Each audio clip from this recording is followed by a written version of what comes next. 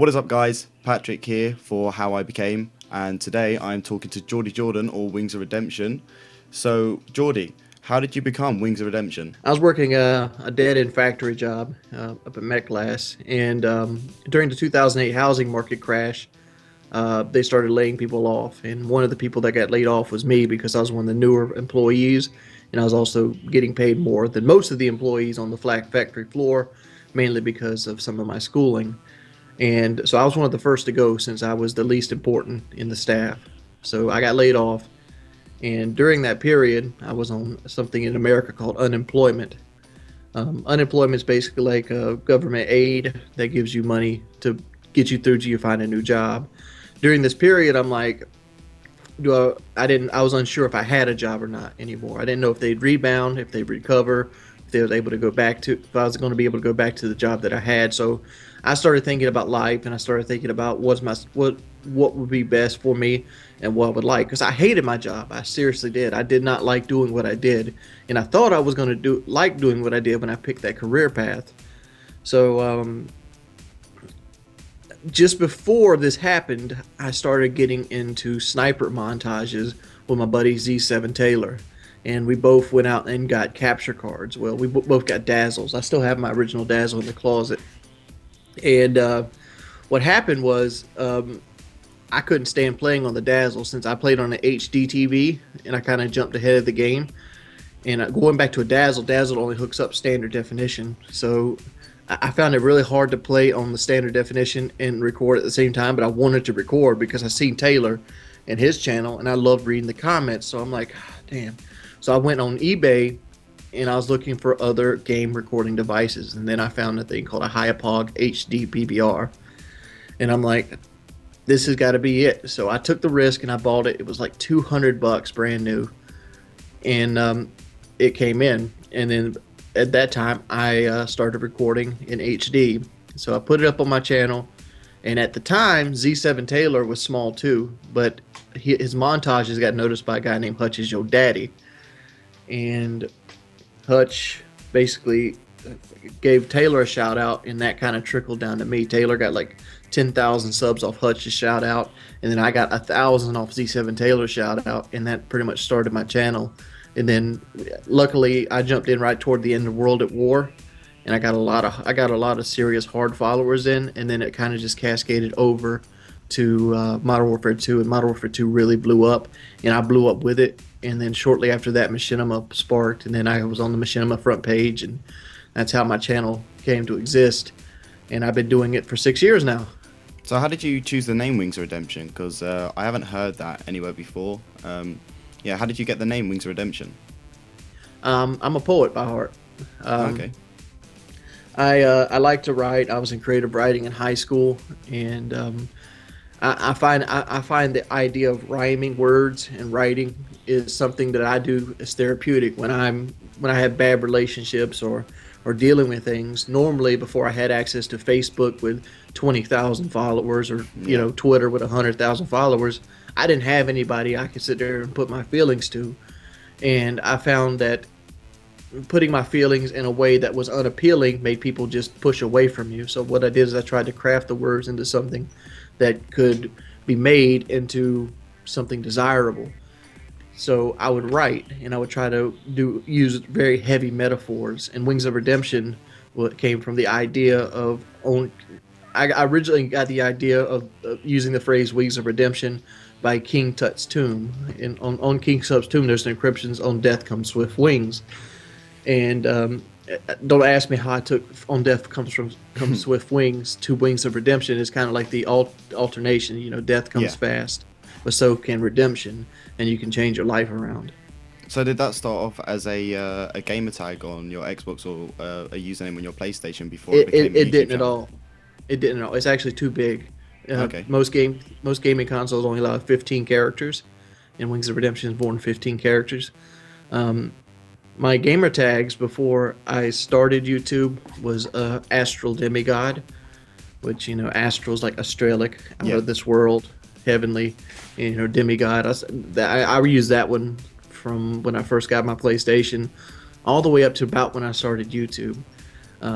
right when I started YouTube, I was on a kick with my buddy Z7 Taylor, and we were trying to see who could hold the best KD in World at War. And I started a character called Unlimited UAV because it seemed to me at the time I could only get 3 kills before I died. So I'd get a UAV every life, but I'd be casting them, 7 times a damn game, and it was like we always had one. So Unlimited UAVs were I picked there. Okay, so when you started your channel in, I believe it was mid 2010, did you start your channel with the prime goal of making videos, or did you start watching videos and then decide to make videos later? I originally created Wings of Redemption January 26th of 2009, and I didn't put my first video up to October of 2010. I originally created it to subscribe to Nut Fancy, and I kind of fell in love with his channel rather quickly, but then I found Excalisaurs and Blame Truth. But at the time, they were both on their Blip TV kick, and I didn't really like going over to Blip TV because it was slower than YouTube. So I was on and off with Blame Truth and Excal for a while, and then I just watched Let's Plays. And I would use it just so I could subscribe and talk to people. And then instead, when it came to uploading my own videos, I just used my pre-made YouTube account to launch into it. There wasn't a whole lot of thought behind it. Okay, so what was your goal when you first uploaded videos to your channel then? Were you just looking to connect with other players, or were you going in for this in the long run?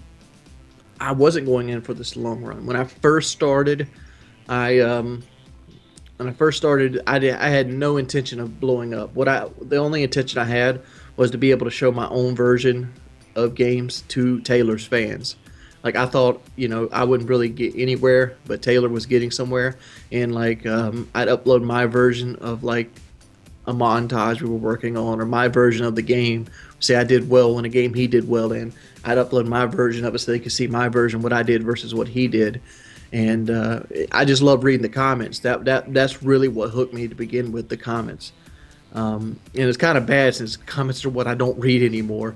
But the support when you first start your channel is incredible, and like that's the best period of your channel's life, is when you're at that point where only people that watch you are people that are there that want to watch you, and not because you're known. And those are the golden moments in my opinion of a channel. Because once you get to a certain level, when your name is synonymous with something, you get a lot of people that just stop by just to hassle you, and that sucks about YouTube. So your channel was grown via gaming commentaries, wasn't it? You Call of Duty and commentating over that. So did you start commentating straight away, or was that something that you evolved in when people wanted to hear your voice? Well, my first video wasn't commentated. And the big reason because of that is because I didn't know how to do it. I'm a pretty slow learner when it comes to things and grasping ideas. And it took me probably 4 days to figure out how to put an audio commentary on a video with Sony Vegas. But keep in mind, when I was doing this, there was nobody making audio commentary. Was there no tutorials on YouTube either? None of that was a grown up community yet. It was not blown up. YouTube was in its infantile stages, and YouTube was around since 2006. But gaming wise, YouTube was in its infantile stages, and it was hard to figure it out. So eventually, Taylor sat down with me and ran me through it, and I learned there. And I did it a busted ass way.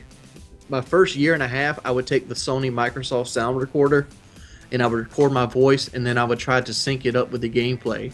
Okay. And because it sucks so much ass to sync up with the gameplay, I decided to stop talking about the gameplay at all, and just not relate to it, and just talk for the amount of time that the video was. And that's how my first year and a half worth of videos were done, and that's how I kind of cut off the niche of just commentating and using gameplay as backdrop. Okay, so you say that you're talking about Z7 Taylor a lot there. Would you say he was your influence to start YouTube and start creating videos? Oh, definitely. Taylor was the influence to start YouTube. I kind of lost touch with him at this point. Last time I heard, he was flying helicopters. And for some reason, I remember his dog's name was Weatherby. Oh, it's the little things you remember. So your channel grew big, I wouldn't say relatively quickly, but you became known in the YouTube gaming community. So what was the first thing that really accelerated your channel and gained you like a bulk load of subscribers? Pyro Puncher. Pyro Puncher had 10,000 subscribers when I had 1,000, and I seen him kept coming by my channel, and I didn't want to be the guy that asked for the shout out. So, but one day in the comment section, he asked, "Is there any way I could help you out? Because I really enjoy your videos." And I'm like, "Dude, can you upload a video on your channel for me?" And he agreed. And I asked him what he wanted to get, and he said he gave me the parameters, and I uploaded a Wasteland gameplay with a light machine gun, where I got 86 kills in a 6v6, and I uploaded it, and overnight I went up to 8,000. So I got 8,000 of his 10,000 subscribers Wow. that came over. And then shortly after that, Machinima launched, and then I had the Hutch debacle right after that. Because a lot of people didn't know, is like I was very passionate about being a sniper when I first started. I was still in my sniper stage. I consider it a stage in first-person shooters where you want to be the ghost warrior, and I didn't like the way Hutch sniped because I didn't really watch the quick scopers or anything like that when I was before I started doing YouTube videos myself. And I'm like, why would kids play this way? I mean, this is the dumbest way to play. And I didn't like Hutch, and Hutch was on Machinima giving people tips about how to snipe. So I made a video telling my subscribers, don't listen to that. It's not good advice. You're not going to get better sniping doing this. And then I kind of got into a whole debacle with Hutch, and then Hutch kind of spiraled on the Optic Nation, which he was in Optic at the time. And that kind of went back and forth. And a lot of people say that's what created my channel, but I don't feel like that's what created my channel. Videos like how to level up fast in Modern Warfare 2, Painkiller Already, Woody, Kyle, and me getting together and creating a community. I feel like this is what created my channel, being a part of a community. The Hutch thing didn't hurt it, but you know, if I had to do it all over again, I'd much rather it not be there, because that was a very frustrating period of my channel's life. Yeah. So what kept you on YouTube? Because YouTube wasn't monetizable straight away. Machinima came in whilst you were growing your channel. What kept you on YouTube, even though it wasn't paying anything? And like you said, at the time you didn't have a job. Unemployment. Unemployment's what kept me there. I had to make a choice. Like I had a year and a half of unemployment that I could use. Do I want to go out there and work in a factory and work a job I hate, or do I want to pursue my life goal of being able to play video games for a living? I chose the latter. I'm like, I'm gonna run with this. I'm gonna give it about a year. If it happens, it happens. If it doesn't, it doesn't. I'm gonna go back in the workforce in about 12 months. Okay. That's the way it happened. So when did YouTube first become a full-time job for you? Because obviously now this, like most people know, YouTube is a revenue-based system where your videos get views as CPM. So when did your channel first become monetized and you realized that this wasn't just a hobby anymore? It wasn't something you wanted to do, but it's something you could do. It was November of 2011.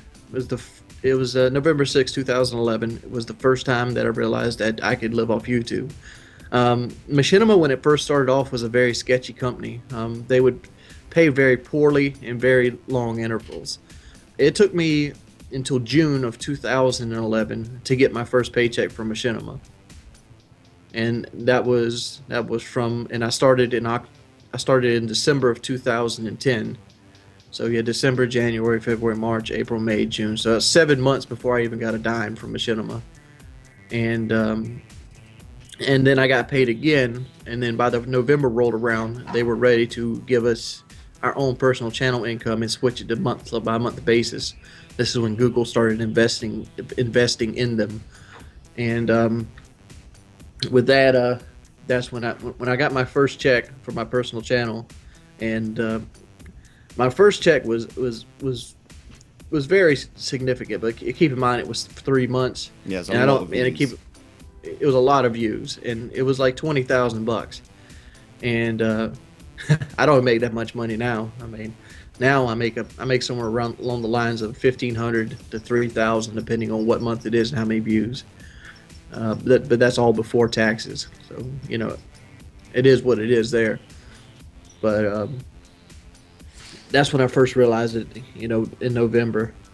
Okay, so obviously you had a job before YouTube, then you became unemployed because that job let you go. How did you have to adapt to making YouTube your full-time job? Was there anything you had to do differently, work around family and different the things that you had going on in your life? Was there anything that you had to change? Um, I didn't really have anything going on in my life. The job I did before this was 12 hours, 5 days a week. So pretty much your whole day consists of going to work, coming home, going to sleep, and eating in between, eating when you had time in between. And on the when you did get days off, you pretty much didn't do anything because you didn't have friends because you was at work all damn day. Yeah. So I would just play video games in that period. Like every time I was off work, I would just play video games. I'd play World at War with my buddies. The only real change I had in life from YouTube to what I was doing was I could sleep in as long as I wanted, and two, I had a lot of passion for it when I first started out. That's why I made so many videos so quickly because I wanted I wanted to grow. I wanted to share with people. I love to see people's response. It just made me happy.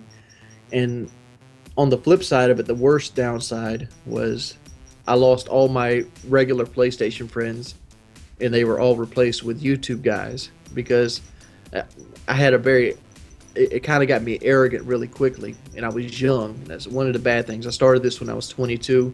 I'm about to turn 28 now, and I was very. It goes to your head when you blow up overnight, and I had some anger issues I had to work out with myself, and I'm a completely different person now, as I feel I've gotten lazier, but at the same time I've gotten more calm. Yeah. It's a lot harder to anger me now than it was when I first started. And like Okay. I feel if I had to change one thing, it would be that too. So YouTube for the last 6 years has really become your career and the way you earn a living. So how has YouTube changed your life from starting off working? I believe you went to college, didn't you, to do something related to working in the steel mill. Then you became unemployed, and then YouTube became your full-time job. So how has YouTube really changed your life? It has. Um, it's changed my life that I've had a great experience, but I'm at the point in my YouTube career Yeah. to to basically where I'm starting to get ready to go back into the job world of real life.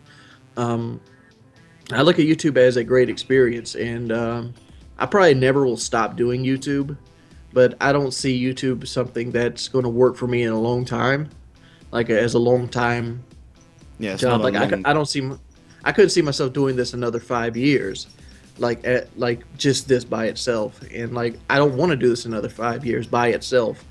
I mean, I want to take it back to where it was at before, the YouTube fame. And if there's money, it's supplementary. If there's not, it's whatever. I'd like to be able to get out there and live life and actually tell stories. So one of the bad side effects of life, since let's answer your question, was over the last 6 years, I didn't get to experience life because I was busy building my YouTube channel, Mhm. and which in a way is experience life itself, but it is what it is there. Yeah, I mean, a lot of people say that YouTube hasn't actually become a career yet because the website's only been up for 7, 8 years, and people haven't had a chance to make this into a career. And maybe some people will do it for a long time, but it could be like celebrities that you see out there where they just fade in and out of, fade in and out of fame, and it's not really something that you maybe can do for the rest of your life, but it's definitely a good life experience. So just a question about YouTube again. Like when you started YouTube, what do you know now that you wish you knew back then? Oh man, I think I just answered this one, but I wish I knew now how important it was not to snap on people as when I was young as I do now, because people think I'm an asshole now. You should have seen me when I first started. You couldn't have told me the sky was blue, Okay. and like I wish I could have changed that.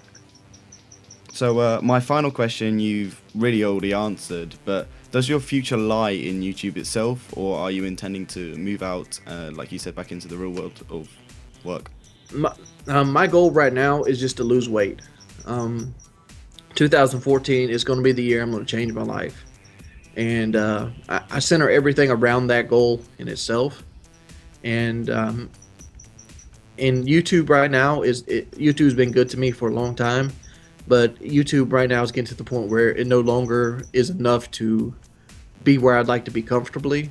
And I'd want to go out and do something more exciting. I don't want a death sentence sitting in this chair for the next 10 years and do what it is. Like I'd like to go get a job and it actually be a career, not just a job. I mean, I can go get a McDonald's job or cutting hair. Well, no, cutting hair is more than a McDonald's job, but just getting a regular job out there, Yeah. just making medial wage.